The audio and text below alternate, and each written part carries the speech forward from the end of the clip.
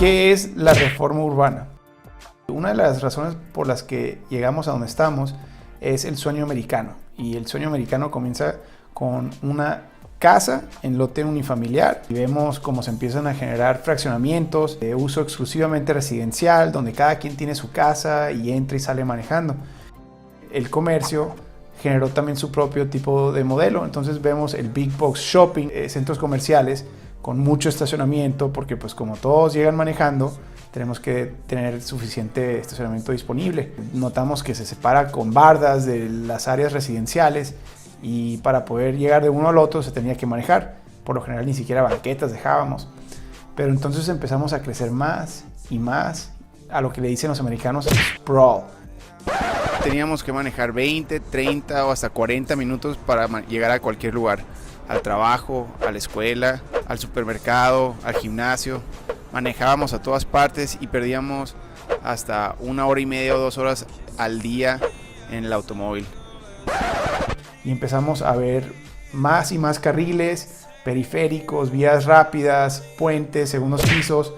Pero el sueño mexicano fue un poco diferente, ya que nuestra capacidad económica es mucho menor, pero pues cuando menos, antes de criticarlo, pues tenían agua, tenían drenaje, tenían luz, tenían escrituras, que ya es un gran avance sobre lo que la mayoría de la historia de México había sido antes para, sobre todo, los más pobres. La mayor parte del desarrollo del país se dio de manera informal o ilegal, sin agua, sin drenaje, sin luz, sin pavimento, sin calles de acceso, sin escrituras, por lo que significa que ya que estás ahí no puedes vender, no puedes salir. Pero incluso las viviendas formales, al paso de unos años, empezaban también a convertirse en informal. Empezaban a construir un segundo piso, se convertían en tiendita, en taller, hacían una entrada ilegal al fraccionamiento. Ni siquiera lo que regulábamos como formal, con todos nuestros estándares y regulaciones estrictas, se mantenía legal al paso de los años. Ahora el comercio pasó lo mismo. La renta en esos lugares era carísima y solamente le alcanzaba a unas cuantas personas abrir un negocio formal. Otra vez enfocados en el automóvil, veíamos estos puentes un poco más limitados tratando de desahogar los cuellos de botella.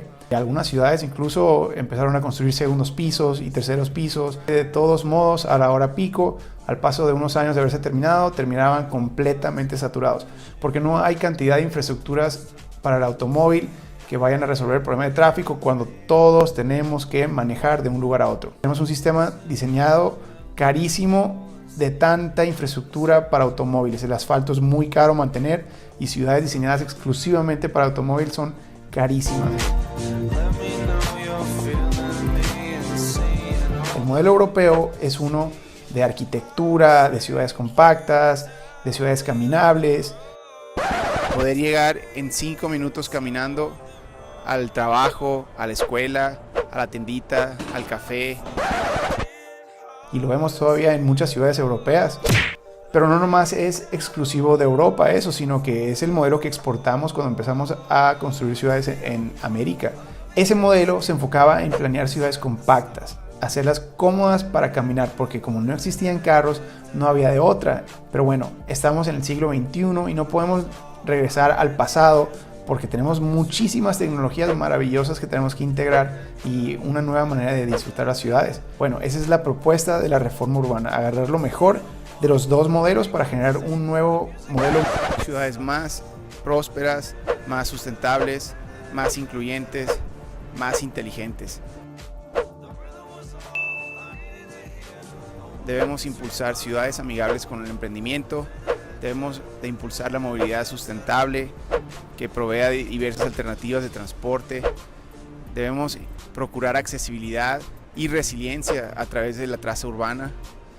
Y debemos de impulsar tecnologías que garanticen la transparencia en la administración de los servicios públicos.